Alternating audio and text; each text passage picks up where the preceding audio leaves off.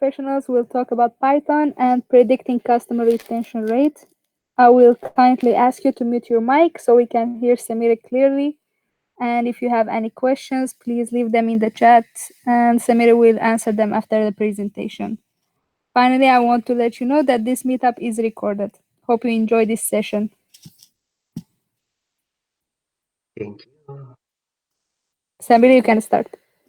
Okay, thank you, Japit, for the introduction. Hello, everyone. I am here today to present about Python and that Python, and also about logistic regression. So, logistic regression about machine learning at the same time. So, I will open my notebook. I will then introduce myself also with you. Then you can read it also at the same time. So, I will share my screen.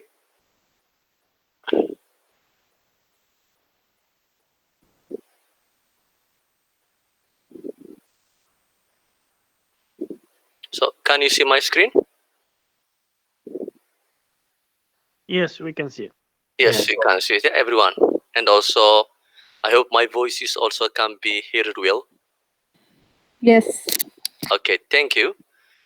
Yeah, I'm starting. We will talk, as I told you, about logistic regression. So the table of contents are brief introduction about myself, and also we will see what is logistic regression, and also logistic regression applications. When should we use it? Building a model for customer churn, mathematical expression of logistic regression, what is sigmoid function and what does it do, logistic regression in code, about the dataset, data pre-processing and selection, modeling, and also evaluation. So these are the pointers that we're going to discover. So my name is Semere and my father name is Okbai. And my occupation, currently I am working as data science trainer by Dugur Only company. It is located in Rotterdam, Rotterdam, Netherlands. So my education is I am graduated from Bachelor of Science in Civil Engineering in 2012 from Eritrea Institute of Technology, and I followed also technical learning process towards part-time building management in Hogeschool Rotterdam in 2019. My working experience are data working with Python by Dugur Only company from January 2020 until now. I was also mathematics teacher from 2012 until the mid of 2014 in secondary school, that is in Eritrea. I followed also internship civil engineering in Gehelhoed Engineering Company, Netherlands in 2012. I speak 4 languages. Tigrinya is my mother language, and that's also not enough language. That's why I learned English. So English, Amharic, and also Netherlands. So I speak 4 languages. So this is all about me, and I am also living in Netherlands. So I am here for about 5 years in Netherlands. So I learned also the language. I have BTW niveau. I have studied BTW niveau. So we will today, according to the Meetup arranged by our organizer Caroline. So I will present about logistic regression. First, let us define what is logistic regression. So logistic regression is a supervised machine learning technique for classifying records of a dataset based on the values of the input fields. That means logistic regression can classify like yes or no. We will see it. Logistic regression is analogous to linear regression that tries to predicate a categorical or discrete target field instead of a numeric one. So linear regression predicates a continuous value, but logistic regression predicates a categorical or discrete value, like yes or no, true or false. Logistic regression is a type of classification regression. So if you wanted to know the difference between linear regression and logistic regression, so in linear regression, as I told you, we predicate a continuous value, such as the house of a price. The house of a price is a number, so it is used to predicate for a house of price, linear regression.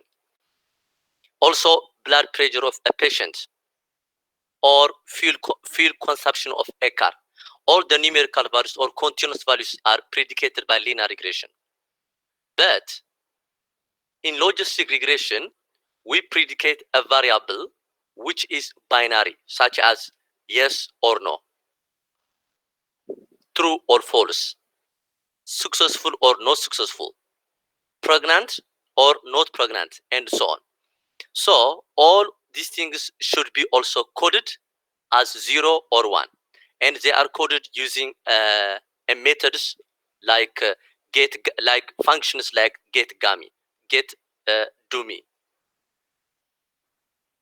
So in logistic regression, independent variables should be continuous. So when you are working with logistic regression, your independent variables should be in continuous. Otherwise, if it is categorical or discrete values, they should be transformed to some continuous value using functions like get do me, like that. So logistic regression can be used for both binary classification and multi-class. So logistic regression is not only used for true or false, pregnant or not pregnant, not only for binary, but you can also use for multi-classes. So if you want to see how dataset looks like, for example, this is a dataset with features or independent variables like tenure, age, address, income, etc. So these independent features, they can be continuous or categorical variables. And the dependent variable is like churn, like yes or no, and it is categorical variable. So this picture can give you a good idea about the independent variable and dependent variable from a data set. So the picture can tell us as well also. So logistic regression applications. So when do we use the logistic regressions? When do we apply them? If you want to predicate the probability of a person having a heart attack within a specific period of time, based on age or sex or body, then you can predicate the probability of a person having a heart attack. Also, to predicate the chance of a mortality in an injured patient.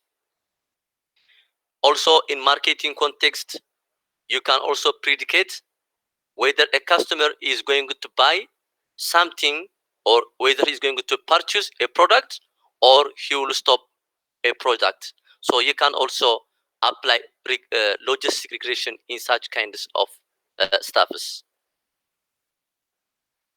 So then the main thing or the main purpose of logistic regression is not only predicting the class, not only predicting yes or no, not only predicting pregnant, not pregnant, but logistic regression can also predict or measure the probability of being yes or the probability of being no. So that is the good thing about logistic regression, and we will see it also on the way how it works. Okay, but in what situation or conditions can we use logistic regressions? First, if the target variable or the target field in your data is binary, yes or no, or true or false, then you can use immediately logistic regression. There can be another machine learning, but it's better to use logistic regressions.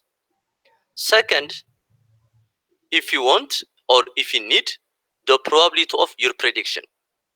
So when you predict yes, And if you wanted to know the probability of yes, then you can use logistic regression.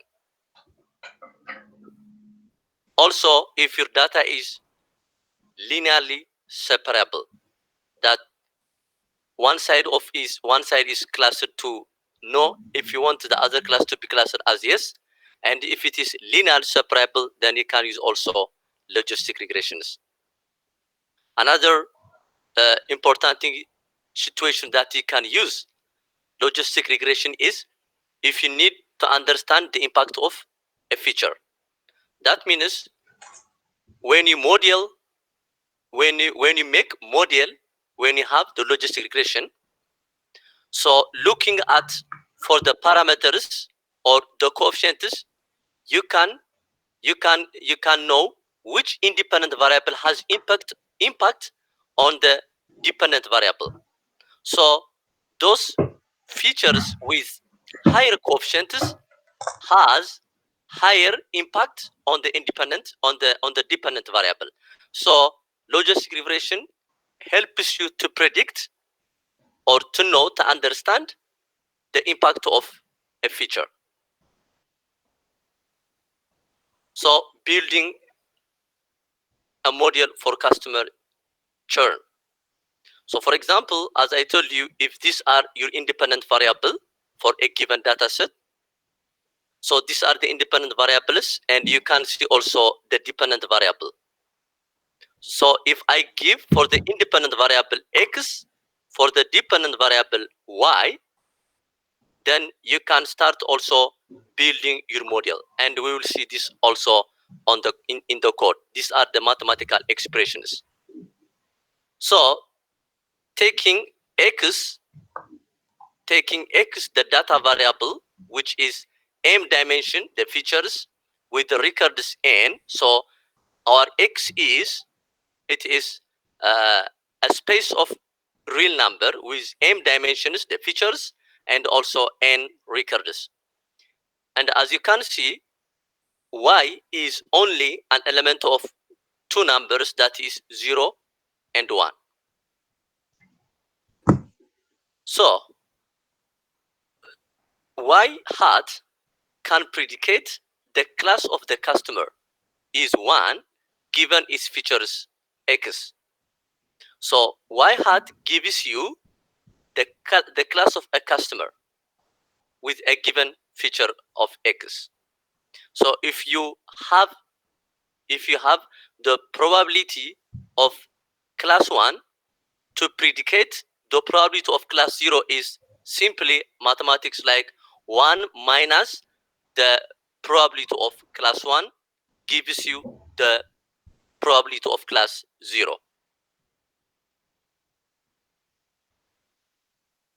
So the mathematical expression in of logistic regression, this is if you are interested in mathematics, or if you wanted to know behind the logistic regression with Python, it is good to know the mathematical expressions or the logic behind the logic behind the model in Python. Otherwise, it's not necessary to have a mathematical such deep mathematical knowledge to run the code. So if you recall linear regression with a given value of y, and also coefficients like theta 0, theta 1, also theta 2, it goes like that, and also with a variable name like x1, x2. So this is the linear regression, a simple form. Now with the linear regression, you predicate only you predicate only the 0 or 1. But with sigmoid function, you predicate the probability. You predicate the probability of the class 1 or 0. That is the advantage of sigmoid function. Here, this y, that y hat predicates directly the class, whether it is 0 or 1. For example, if your function or your y is less than 0.5, then it is class 0. If your function or y is greater than or equal to 5, then it predicates like 1. But with sigmoid function, it gives you the probability of being class 1 or being class 0. That is the advantage of sigmoid function or logistic function.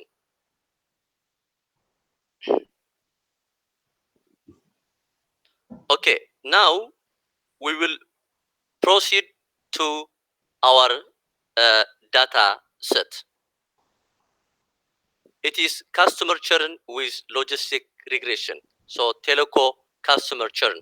So churn means, if you see in the dictionary what churn means, churn is a container or a machine in which milk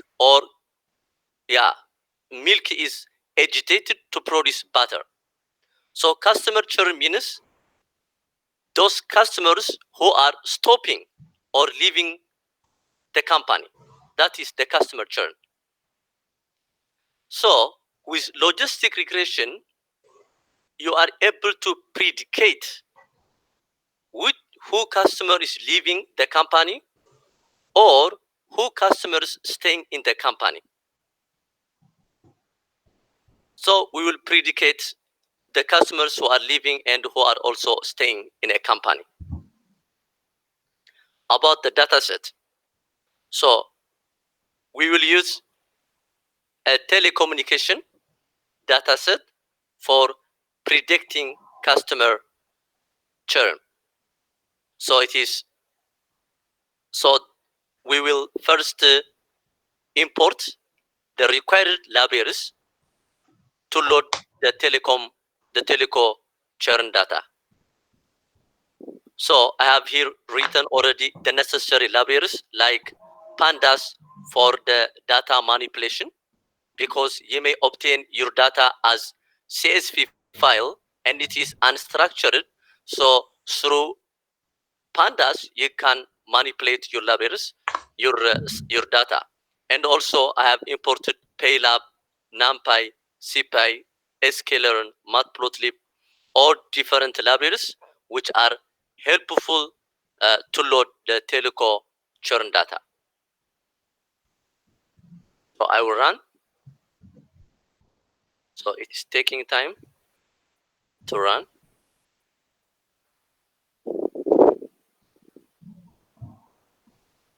Yeah. Okay. Now to load the file, I have given the variable name for my data frame churn_df. Writing the pandas pd.read_csv and also the file path and the file name. The file path or the directory is found in my downloads, and also the file name is churn data.csv. So I will load it. So it's already loaded.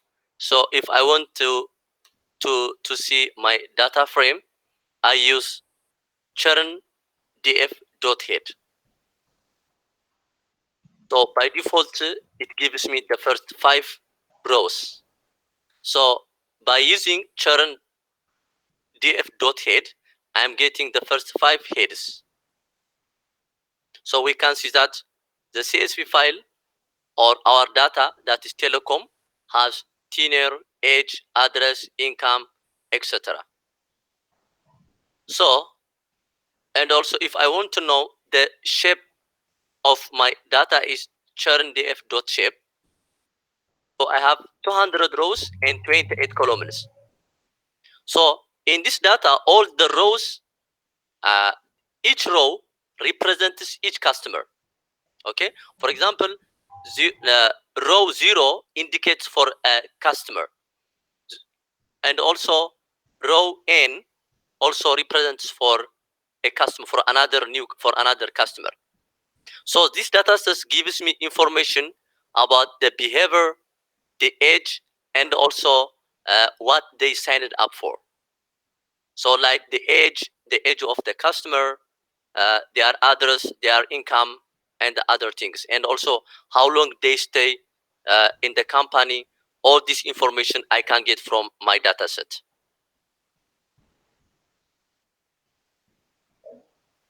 So now I will, if I want to know the information for each columnist, then I can run this one. Then I get that tenure is a non-float. It is a float object. I can see that all my all the columns are float. I can see them. Okay. If I want the describe helps us to know the mean and also the maximum values for the data set in each column. For example, in tenure we have 200 rows, so the minimum value is 35, and the variation, the standard variation, the minimum, the maximum in each column, if that is useful for for data exploratory.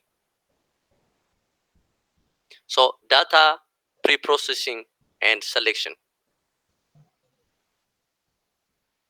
But I can use, if there were categories, now I can see that all the columns, they are float. If there were categorical in my column, I would use this formula, describe include equal to all. But since I have no categorical object in my column, I don't need to use this formula. Now I'm checking if I have any null values. Otherwise, I can deal with the missing values. So I can see that I have no missing values. So the data is clean. I don't need to deal with any missing values. So before you proceed, before you model, you have to check the missing values. And I have checked the missing values, and there is no missing values. To check the missing values, what you can use is churn df.isna.sum.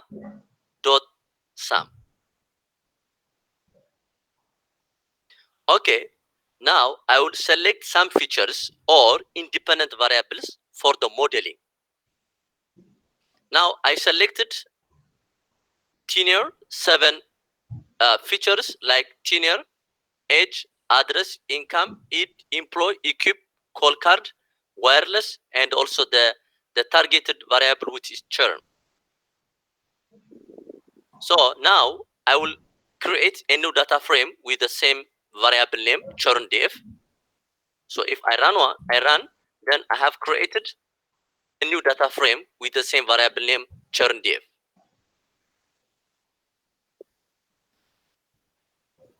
And I will run the new data frame which I created. Here I have got these features. So when you want to create a new data frame, you can use the formula that I used, churn df with the brackets. Now, as you can see, the target variable is still in float, and it must be also integer because it is required by scikit-learn algorithm. So I converted it into integer type using churn df dot as type and inside integer. So convert it into integer. So I converted it into integer. Now if I run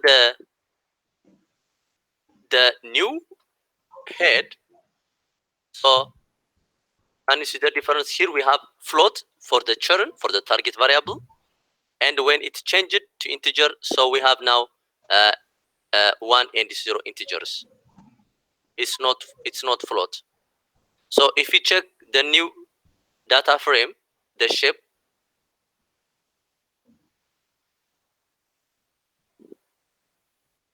so you have 200 rows and 10 columns.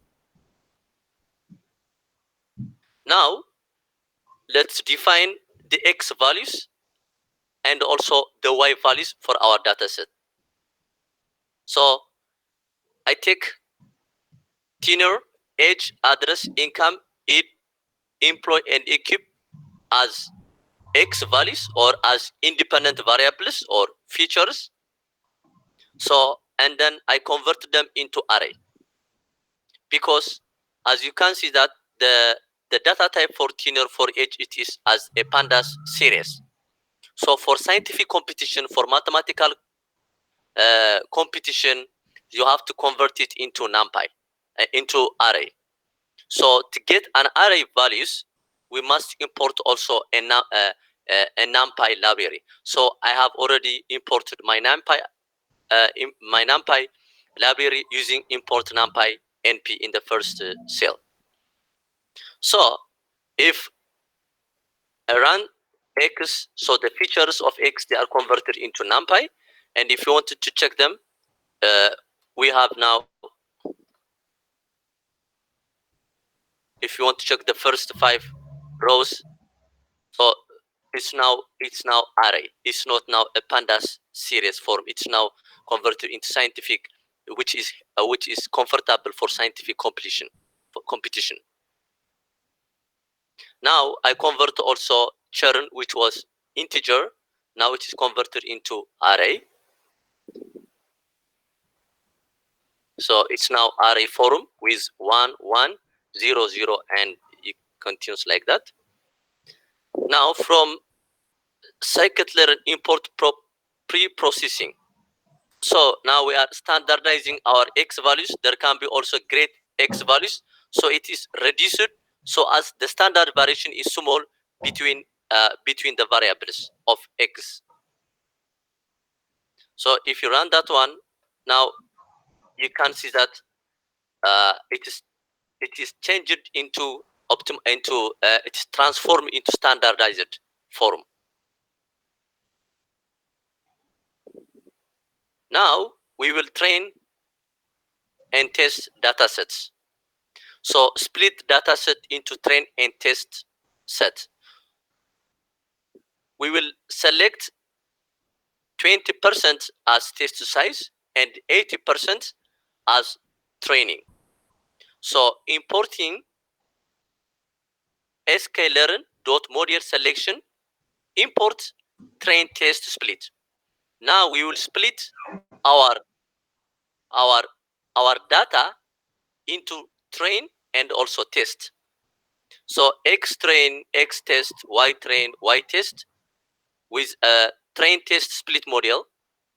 X, Y, use test size 0.2. 0.2 means use from the data set 20% as a test and 80% as a training. Random set equal to 4. That means randomly select every 4. Okay, then if you print your train shape and also your X shape for train, X train dot shape and Y train dot shape, X test shape and Y test shape, so you will get this value. So you have 160 train set and also 40 for test set. So you are splitting your data into 2 parts for training and test, because if you train your model on the same data set, there may be a problem for out of sample.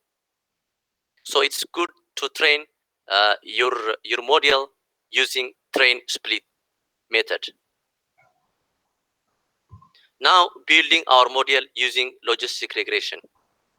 From sklearn.linear model, import logistic regression.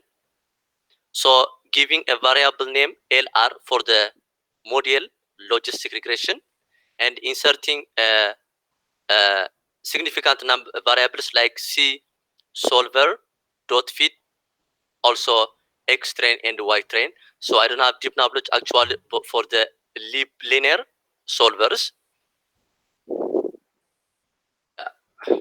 Then you have built a logistic regression. Now using the logistic regression LR, you are going to predicate your X test.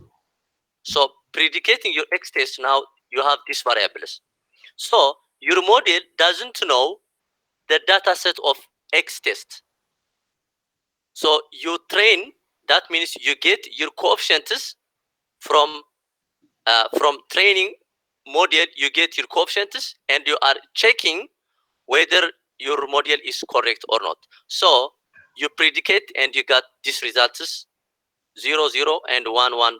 It is binary between 0 and 1. Now, predicating probability. As I told you, logistic regression doesn't predicate only the class 0 or 1. Logistic regression, you can also predicate the probability being class 1 or 0.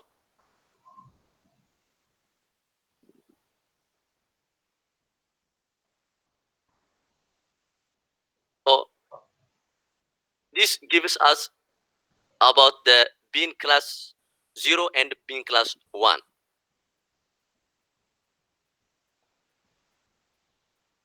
Now, evaluation for our model. So how much is our model correct? How much percent is our model correct?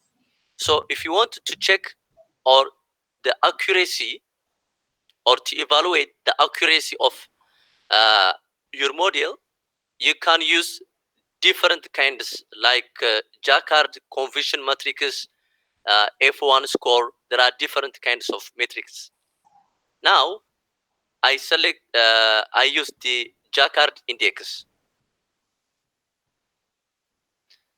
So the Jacquard index can be defined as the size of the intersection divided by the size of the union of the two set labels.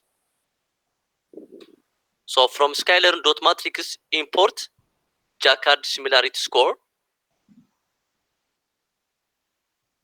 and evaluating them. So you have 0.75. That means our prediction are almost 75% correct. So our prediction is 75% correct. That is, we have identified 75% of the churn rate correctly. So you are comparing the predicator value y hat with the test, that the y test is the actual values. So comparing the predicator values y hat with the test values, so you are 75% correct with your model. 75% with your model. Now, if you wanted to increase your percentage of accuracy, you may change here in the solver. If you change like SG, there are different kinds of solvers, then your accuracy may increase. Also, if you use more independent features, for example, I selected 7 independent features. So if you use more independent features which have good correlation with the dependent variables, then you can increase also your accuracy. And also the log loss, this is also a method of evaluation for your model of probability. So from scalar dot matrix import log loss. So log loss will compare the probability of the class being in class 1 and also with the actual values. So you have 0.6, the log loss. The log loss is used for evaluating the accuracy of your probability. So 0.6 is also okay. It's also okay, but it may need to be increased. So thank you for listening to me. This was all my presentation, and yeah, I tried my best to prepare for this. And yeah, I'm not an expert, but if you have any question, then I may try to answer your questions as well. So thank you for listening to me. Thank you, Semere, and thank you everyone for joining us.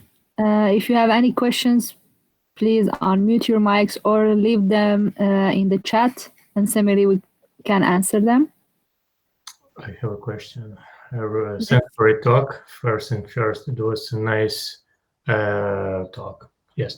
I'm Thank you. more curious about data science as a role. So as far as I understood, the whole job is to import the right library and use the right method. So is it correct, or you actually do some research, read some, I don't know, I would say some articles, what's popping right now and stuff like that? Thanks.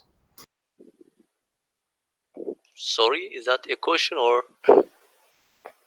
Yeah, my question is, so in actual work, day-to-day work, are you just importing a right library and use right, I know, method for evaluation of the features, but are you actually doing some sort of research in the, I know? Yeah, for example, if I correctly understand your question, yes, you have to import right libraries. For example, if you want to manipulate unstructured data, you have to import a pandas library. And for scientific competition, you have to use NumPy. Also, for modeling, yeah, you have to import also sklearn. For accuracies, you can use Jacquard indexes or confusion matrices. So yeah, for if someone uses Jacquard index, if I agree with Jacquard, I can agree with Jacquard index. So did I answer correctly your question or? Yeah, I'm asking more about day-to-day work. For example, like, do you have some challenging task and you're trying to tackle this problem with different scientific approaches, or you just know, okay, this problem Yeah. I can use, for example, linear regression or logistic curve, whatever. So Yeah, that's about it. yeah, exactly. I have already said in the beginning that if you wanted to predicate for categorical variables, you have to use logistic regression, not linear regression. So if day to day, if I am challenged, what kind of method or modeling I should use for categorical prediction, I should use logistic regression, not linear regression. You can use also another regressions other than logistic regressions, but you cannot use linear regression for categorical variables, for example. So yes, if I have to use the right method for predicting or for working. Semere, would you say that how much of your day-to-day work with data projects, when you're working on data projects, how much time or effort do you put into figuring out what is the right method, what is the right data set, what is the right process? I think that's where, if I understand correctly, I think that's where the curiosity, the question is, the curiosity about what does the day-to-day look like when you're working with data, and how do you make those decisions? Okay, yeah. If I'm encountered that I do not know or if challenges me, yes, of course. I have to ask someone or I have to search on Google. Yeah. So, for example, we have worked like on UVF data projects. Yeah, and then we were searching. To use the right method. So yes, we search. We spend time or we ask people who are above us, and also we search also. Yeah, we spend the time to select the right. And what is the process of estimation for research? I don't know. In the terms of agile development, how you can estimate a research activities for teachers? What you I don't know. So I can give some perspective on that. If estimation, like anything else, any other development project, whether it's DevOps or machine learning ops, is a dark art, and it comes through looking at the data. So if you are working, if you are receiving a fairly unstructured project topic, for example, a research question, then you can estimate that you will need to spend some significant hours and significant time into figuring out not only what is the domain and the context of the question, but which data sets can you access, or are you going to be able to use, or will be useful. It is, if you don't have anything to go by in terms of a previous project that you can look at your estimations, then a lot of what you can do to help you get to that point for the future is to be doing it, breaking everything down into very definitive iterations and say, okay, I am going to start this project and I am going to allocate, in a week of 40 hours, for example, I'm going to allocate 8 hours to finding out, to doing research on the existing body of documentation that exists, or the existing documents. And then from there, I will allocate how many hours I need to use towards finding the data sets, or will I need to collect the data myself? And looking at previous projects is your best place to start. But if you haven't had that already, then starting by making a schedule and sticking to it, and if you go over it, then you just need to include that in your estimates so that you know for your next project. It depends on it all depends on the size and the scope of what you're trying to do. But it's not that much different from estimating for an agile project or for software development. Yeah, okay, thanks. Yeah, so what we follow in the lab is when we assign them a project, we say, okay, you have 3 weeks, for example, from start to finish, to here's your raw data sets, or here's where the data sets that you can access, and here's our expectation of what we want as a deliverable at the end of that 3 weeks.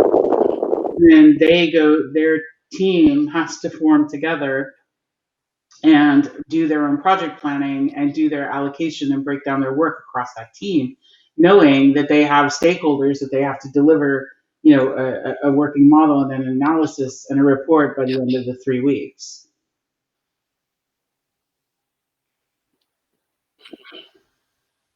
Yeah. I may have also another question for the one who asked the question. I think he's Max, yes? Yeah.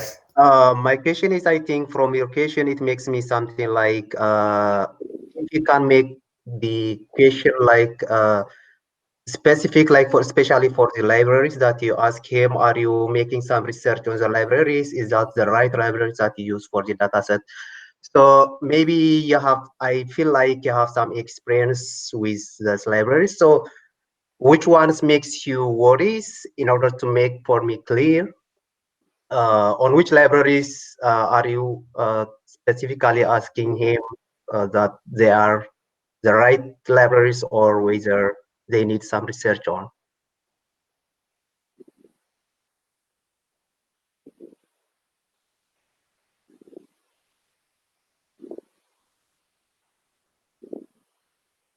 That is for Max, sorry. Oh, so sorry, I missed that. Okay, thanks.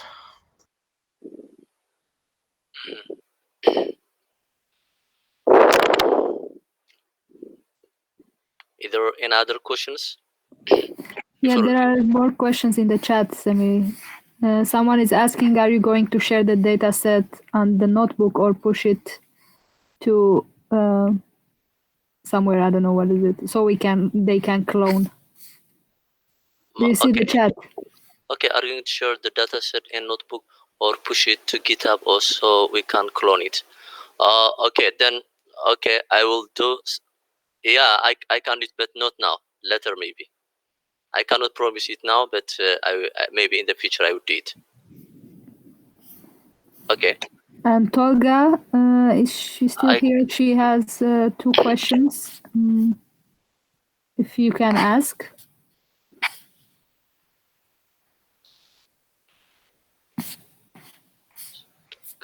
Oh, her mic is off.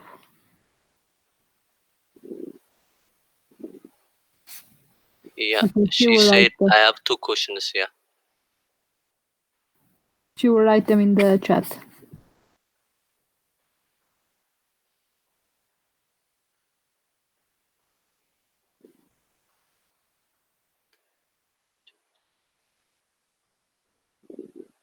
So the accuracy seems pretty good, but on the other hand, I don't know about the balance of the dataset. So the accuracy, it starts. I mean, if the number of the retained are way higher than churn ones, the number of retained are higher than, then the pressure will be pretty small. Okay, have you handled this problem?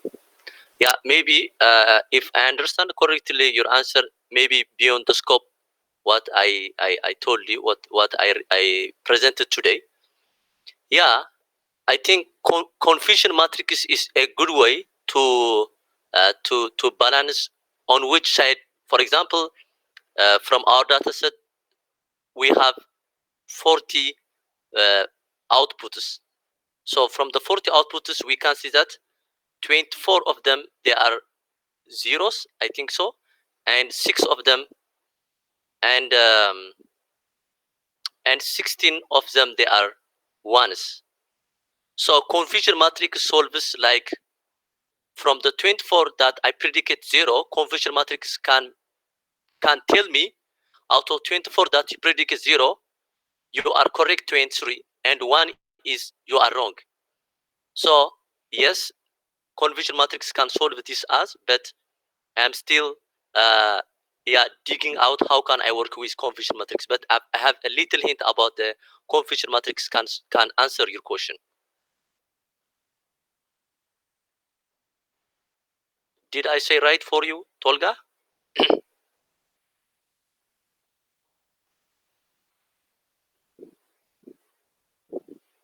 Hello, Tolga. Did you hear me well?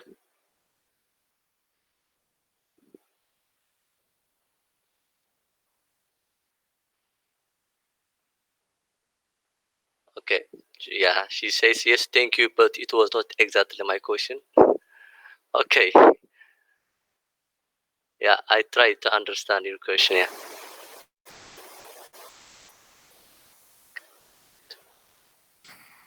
Tolga, you need to give a permission to activate your mic.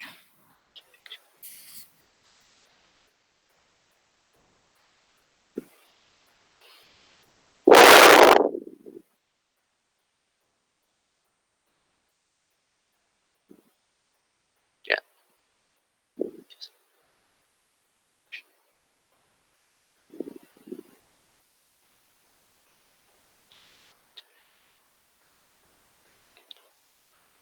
Okay, she's telling to skip for the next question.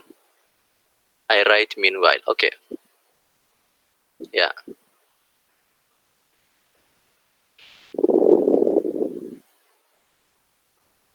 So if anyone has also a question other than Tolga, she is, yeah, she said if someone else has a question, he may ask.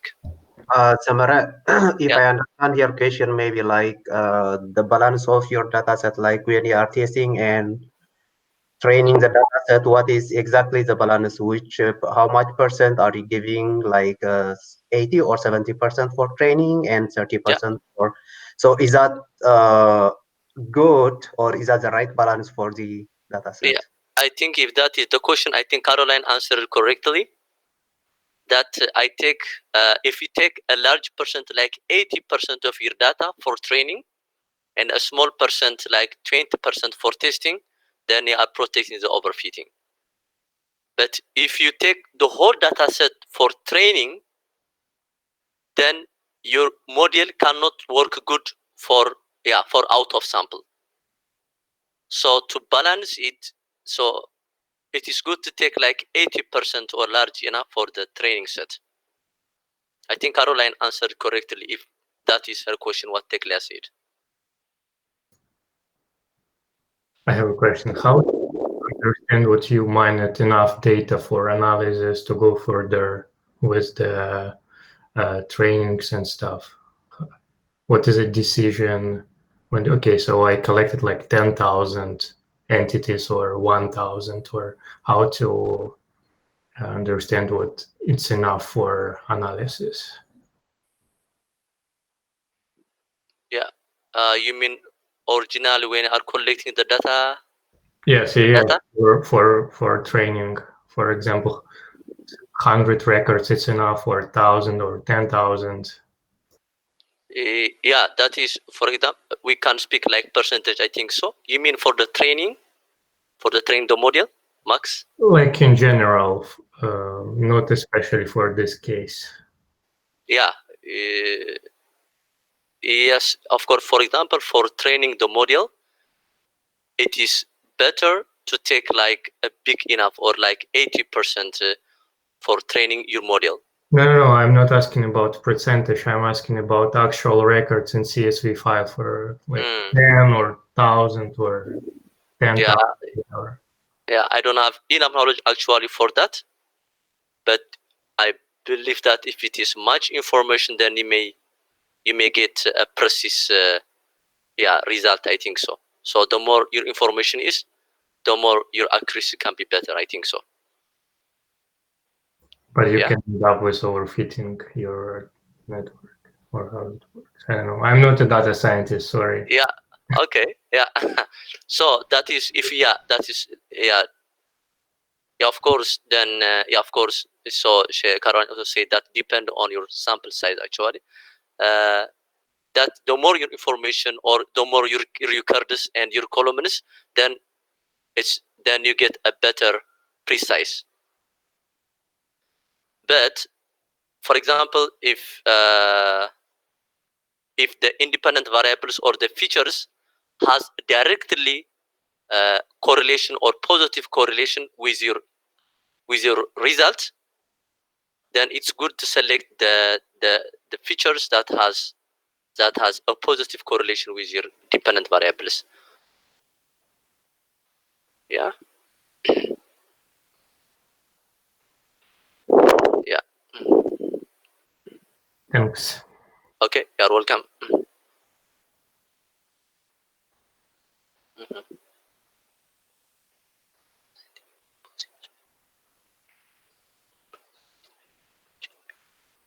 So I think Tolga has written something. So scientifically, the notebook seems very successful. On the other hand, a price is to estimate most churn in people from BS with accuracies. But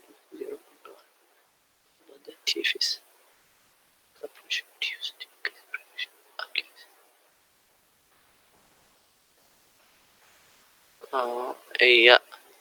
Yeah, Tolga. Yes, of course. Yeah, I know that I have to do a lot. My task was just to training the model, and I use also the Jacquard index. But you can continue also like confusion matrix, F1 score. Then you can calculate also the true positive, the true negative, like that. I think that can help us a lot, but I do not go further. But maybe I can develop more about what I have worked, but I have a little knowledge about what you are talking about. I know the confusion matrices and other things. Then it can increase also. Then you can measure correctly more your model, your accuracy, the accuracy of your model.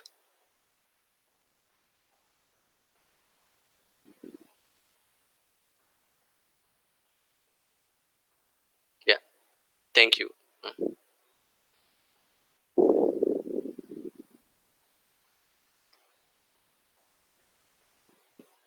Thank you so much also for your question.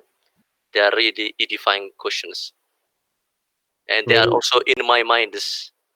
Maybe also Semere on that question, can the features that you most likely choosing to predict or for making the accuracy higher, it's based on the correlation of the features with the dependent variable. Can that increase your, accuracy? Can that maybe also increase? Yeah. Yeah. For the accuracy, yes, of course there are more.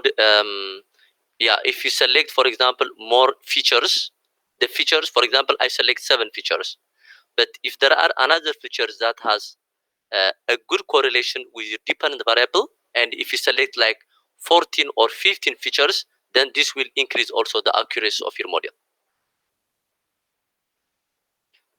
So the more the number of your features, and if your features has also positive correlation with your dependent variable, then you may get also a more accuracy. Yeah, do you understand me, Clear? Yeah, okay, thank you. Yeah, you're welcome.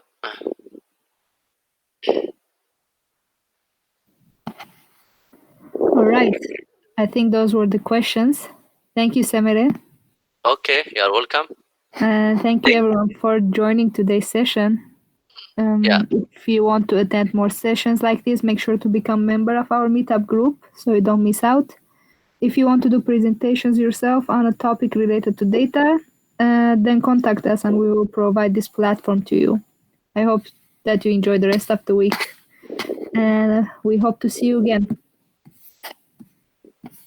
Okay, thank you everybody also for your question, and have a nice time. Thank you, Semere. Yeah. Thanks.